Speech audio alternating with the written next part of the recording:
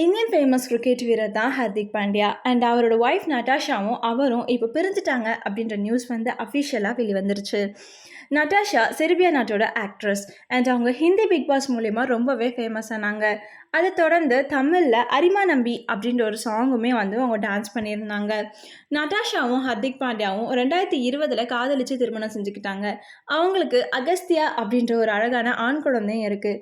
ரொம்பவே சந்தோஷமாக வாழ்ந்துட்டு இருந்த குடும்பமாக இருந்துச்சு.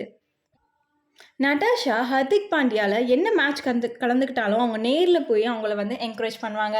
பட் இப்போ நடந்த T20 மேட்ச்சில் நட்டாஷா வரவே இல்லை.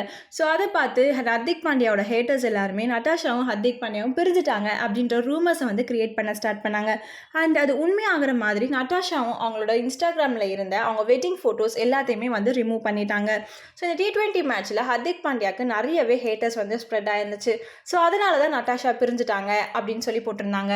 அண்ட் அதுக்கேற்ற மாதிரி நட்டாஷாவுக்கு ஹர்திக் பாண்டியா ஜீவனாம்சம் கொடுக்கணும் அப்படின்ட்டு சொல்லிட்டு இருக்கும்போது ஹர்திக் பாண்டியா ஒரு இன்டர்வியூவில் என்னோட ப்ராப்பர்ட்டிஸ் எல்லாமே எங்கள் அம்மா பேரில் தான் இருக்குது, என் பேரில் இல்லை அப்படின்ற ஒரு இன்டர்வியூ வந்து ரொம்பவே வைரல் ஆகிட்டு வந்துட்டு இருந்துச்சு.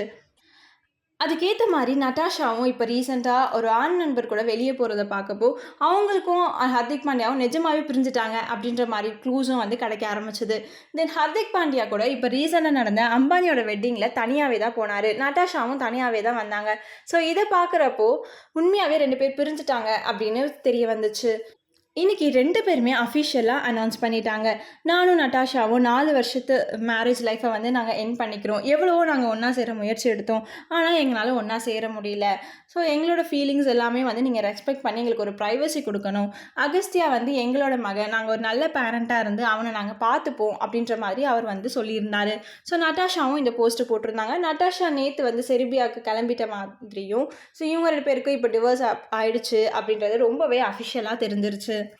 இவங்க 2 பேர் பிரிஞ்சதுக்கு எது காரணமாக இருக்கும்? நீங்கள் என்ன நினைக்கிறீங்க? நீங்கள் கூட மறக்காமல் கமெண்ட் செக்ஷனில் கமெண்ட் பண்ணுங்கள். அண்ட் இந்த மாதிரி சினிமா அப்டேட்ஸ்க்கு ஸ்பெஷல் சினிமாவை சப்ஸ்கிரைப் பண்ணுங்கள்.